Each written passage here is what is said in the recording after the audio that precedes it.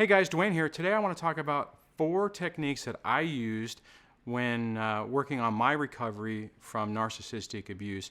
And I've had a lot of conversation with different people over the last week or so, and I thought that this would be a good topic to cover, just to, one, I guess, to illustrate that I've gone through a lot of stuff as well, and it hasn't all been easy.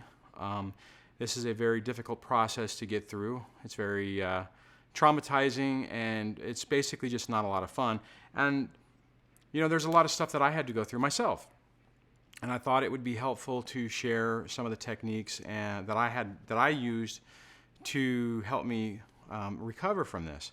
Okay, so the first technique I want to talk about, and this is a little bit tough. This can be tough for guys just because you don't want to do it. And this is, number one, is traditional therapy. It's just talk therapy, going to a therapist, and having somebody to work out your issues with. Now, probably going through this type of trauma and recovery, you're probably talking about it a lot already. So it's not necessarily one of those things to where you're just kind of sitting around and you can't get it out. You're probably so traumatized, and the situation is so bizarre that you're talking about it a lot. But having a professional who can be objective and talk to you through it is, I feel, really important. And one thing I want to say, I wouldn't be here right now talking to you guys if it wasn't for the therapist I had, who was the one who mentioned or brought up narcissistic abuse in the first place. I know I've talked about that in different episodes or shows or whatever you call these things. She had said that she basically during one session, she said, I can't diagnose her. I've only talked to her one time, but it really sounds like you're dealing with somebody who has narcissistic personality disorder. And that has been a life-changing epiphany and realization, probably the same as it has been for you. And even if, okay, so if you're dealing with this stuff and you're at these channels and you're learning and you're still having a lot of triggers and PTSD type stuff, or complex post-traumatic stress disorder, I would encourage you to try to seek out a therapist who, one, they need to be trained and experienced in trauma, abuse, and personality disorders. Typically, I would say a lot of them who do know that.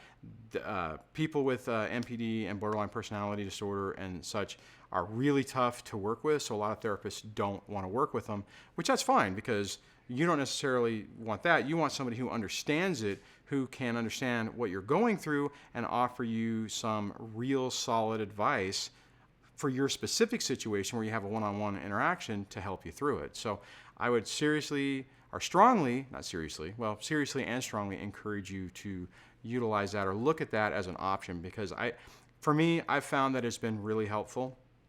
To be perfectly honest, I find it completely bizarre that I'm sitting here talking on camera and talking about that situation for me and saying that it was helpful, because I had a long history in my life where I had no faith or didn't put any value in traditional therapists, and I was wrong. And they have really been helpful, and I would encourage you to look at that. Okay, so that was number one. Number two is, and this one's a little weird, is hypnosis. Now, if there's a hypnotherapist in your area that you can deal with, that's great, but they can be expensive. And primarily what happened with me is I had a friend of mine who, really good close friend, and at one point, after listening to me go through this for a really long time, he finally said, man, you really need to look, you need to try something different, because you're just circling around. You're just going through the same thing over and over and over again, and you're giving all this power to your ex, and you need to stop doing that. Now, the problem is he didn't necessarily know about the narcissistic personality disorder. So again, like I've talked about before, people who aren't really familiar with it, it's hard to hear certain things from them, because it makes sense, but it doesn't resonate. That's why I think it's important for me to do this site, because I've been there. I can say some of those same things that were said to me, and my hope is that maybe coming from the same experience and the same pile of garbage that you guys are going through, then maybe you can look at it and go, wow, okay, so he's saying this, but he was where I'm at now, and he's gotten here. Well, maybe not completely, whatever. I'm farther along, so okay, maybe he has a point, or maybe I should listen to what he has to say, because he's gone through it. And it's a long, like I've said before, it's a really long process. Okay, so I kind of went off on a tangent there, but so the hypnosis thing. So I looked into that, and it was very helpful.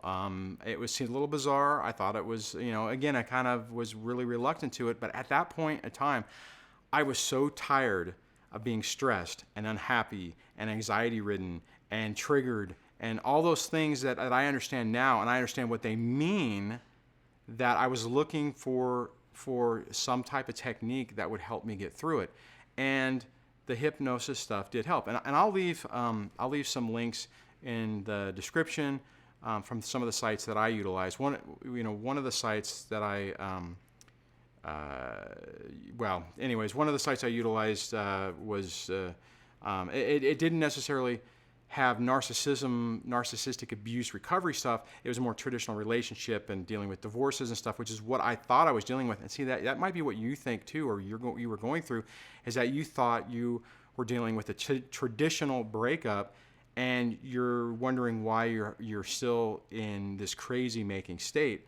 And well, now you know it's because you're dealing with a narcissistic abusive ex, but in the process of that, you may not know. And if you're still in that stage where you're still having trauma, then hypnosis and even online hypnosis courses where it's like guided meditation type stuff, I found to be really helpful. I know there's a bunch of people who talk about stuff like that.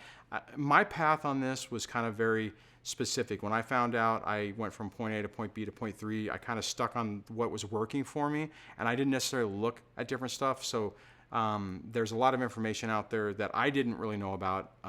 So there's there's a lot of good information out there and a lot of specifics on guided meditation and hypnosis. And I would really encourage you to look at that if you're really having a hard time. Okay. The third thing that I tried, that didn't necessarily work for me because it was too traumatic, was EMDR, which is, if I can remember the acronym, it's eye movement desensitization and reprocessing. The therapist that I was using actually was trained and skilled in that. And at one point, because she could obviously tell that I was just kind of going in circles and circles and circles on this and not really making a lot of progress, or I felt I wasn't making progress. I think she thought I was making progress. It just wasn't fast enough for me. So she had recommended that. Now, I will tell you this, for me, it didn't really work. Primarily because when we started going through it, the memories and stuff were really traumatic, and I'm one of those type of guys that don't necessarily connect with that type of emotion really well, and it was too overwhelming, and I just couldn't do it. But I will tell you that I from doing some research on it, and even and my conversations with the therapist, I really think that it has a lot of potential, and if you are having a really tough time, that is a technique that I would encourage you to look into, because it could be helpful, and I still, it might be something I might revisit later. Okay, the fourth thing, and you're doing it right now, is YouTube videos. And I've talked about this before, and the really nice thing about YouTube videos is they are available whenever you need them. I know for me, when I was going through this, and a therapist appointment 1 hour every week or so wasn't really enough. It didn't really help me. And when I was having tough times, I would seek out online stuff, kind of like you're doing, to help me get through it. And in all honesty, guys, I would the person I followed was Richard Granion, Spartan Life Coach. You probably have seen him. He's really big. He's got a really unique communication style, which I actually liked. It really resonated with me. His message worked really well for me. Even though he didn't necessarily talk specifically about divorce and dealing with kids, his information was really helpful, and I would just listen to it over and over and over again. And you know, I found that really helpful, and I'm sure you have found it really helpful too. You got to make sure that you find somebody that really resonates with you, that can help you. Otherwise, you know, you don't want anything to be more triggering or cause you more trauma. And basically, you just got to be open to different ideas and different techniques that can help you. Okay, so on that, I'm going to wrap this video up. If you have some ideas and techniques that you've utilized to help you through this that maybe I didn't mention, or maybe you have and you want to elaborate on it, leave it in the comments below. If you like this video, give it a thumbs up. If you dislike this video, give it a thumbs down. If you like my channel, please subscribe, and hope you're doing okay, and I will talk to you on the next video. Take care, guys. Bye.